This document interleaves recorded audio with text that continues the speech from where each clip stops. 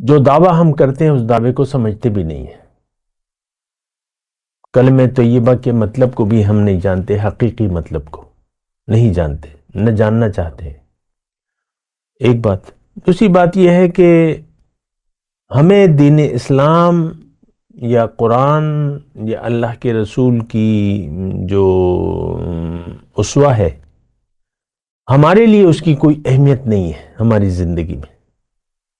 اب ہم دیکھیں ایک بات، ہم من چاہی زندگی گزار رہے ہیں، واتبع ہوا، خواہشات نفس کی پیروی کر رہے ہیں. ہمارا معبود اللہ نہیں ہے، ہمارا معبود خواہشات نفس ہے، من چاہی زندگی گزار رہے ہیں.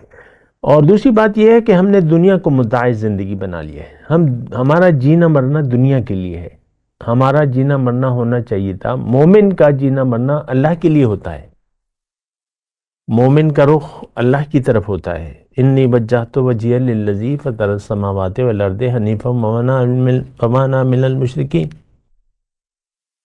مومن کا مدعا زندگی آخرت، اللہ ترجیح مقصود اور آخرت ترجیح ہوتی ہے. یہ بات میں تو مومن ہماری تو دیکھیں، میں صرف ایک بات کہہ رہا ہوں، ہمیں ان تمام باتوں کا نہ علم ہے نہ علم حاصل کرنا چاہتے ہیں.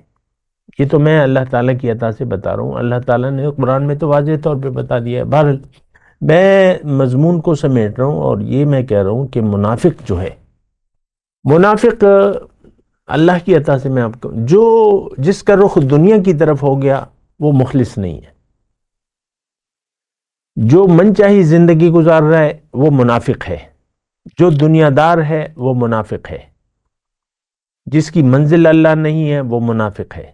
زبان سے کہہ بھی دیا لا الہ تو کیا حاصل، دل و نگاہ جو مسلمان نہیں تو کچھ بھی نہیں. یہ بات تو خیر میں آپ کو کہہ چکا ہوں کہ ہمارے لیے یہ تمام باتیں بے سود ہیں، بے فائدہ ہیں. اور ایک تو یہ ہے کہ ان باتوں کو کوئی نہ سننے کے لیے تیار ہے. صدیاں ہو گئی، میں اپنی بات نہیں کر رہا، قرآن پر ہم نے غور و فکر چھوڑ دیا ہے.